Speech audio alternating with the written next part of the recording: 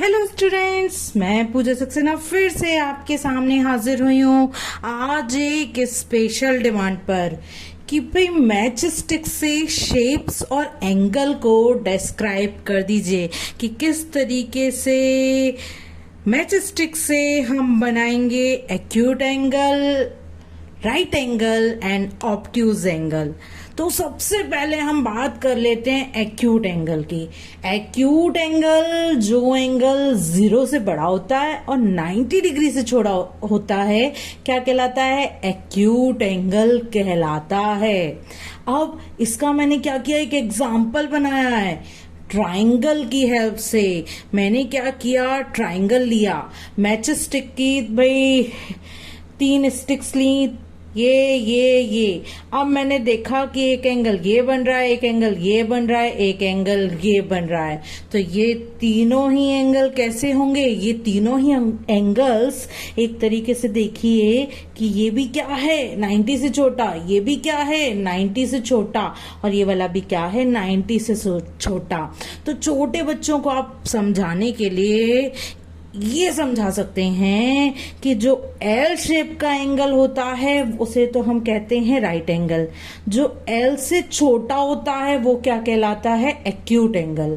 अब इस ट्राइंगल में देखिए, ये भी यहां से देखिए तो ये भी एल से छोटा है, इधर से देखिए ये वाला भी एल से छोटा है, और ऊपर से देखिए तो ये वाला भी क्या है, एक तरीके से एल से छोटा है। तो आप कह सकते हैं जो angle L for line, L से छोटा होता है क्या कहलाता है? एक्यूट एंगल कहलाता है। ट्राइंगल में ये वाला एंगल भी, ये वाला एंगल भी और ये वाला एंगल भी एक्यूट एंगल होता है।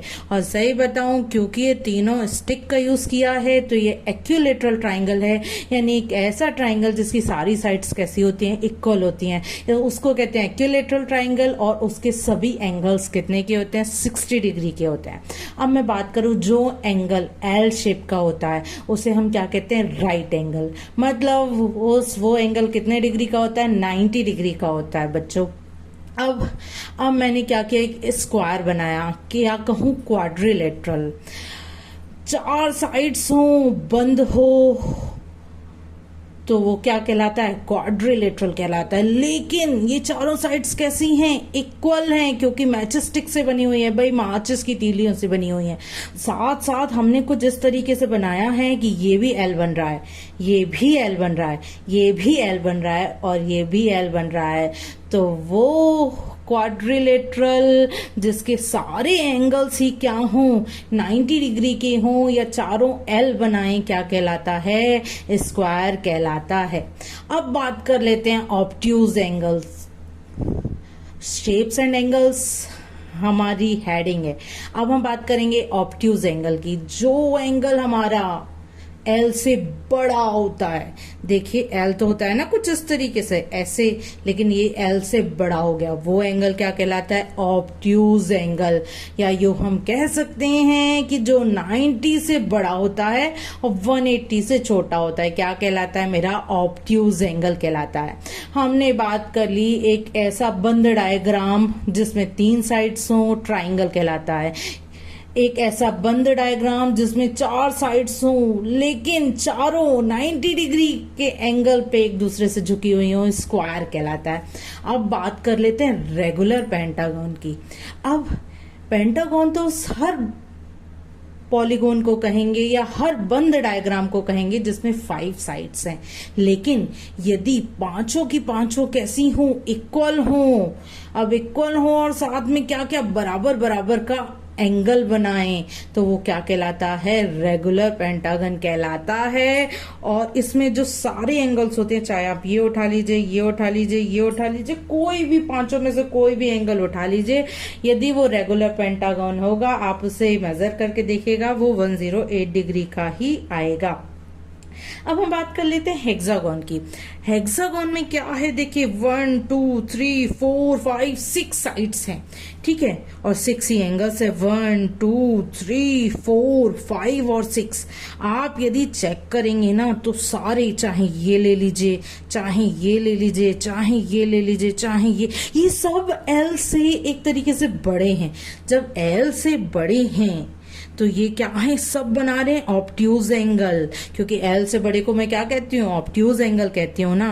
अब क्योंकि सभी की साइड्स भी बराबर हैं और सभी के एंगल भी बराबर हैं, तो ये पॉलीगॉन या यूं कहूं ये बंद डायग्राम जिसमें 6 साइड्स हैं वो कहलाता है मेरा रेगुलर हेक्सागन। क्योंकि सारी साइड्स इक्वल हैं, सारे एंगल्स इक्वल हैं, इसीलिए इसका नाम दे रखा है रेगुलर। अदरवाइज केवल बंद आकृति होती, 6 साइड्स होती तो वो केवल कहलाता हेक्सागन।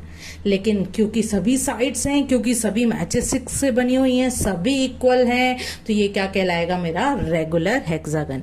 अब मैं बात कर लेती हूं कि भाई ऑक्टागन। ऑक्टागन 1 2 3 4 5 6 7 8 साइड्स हैं।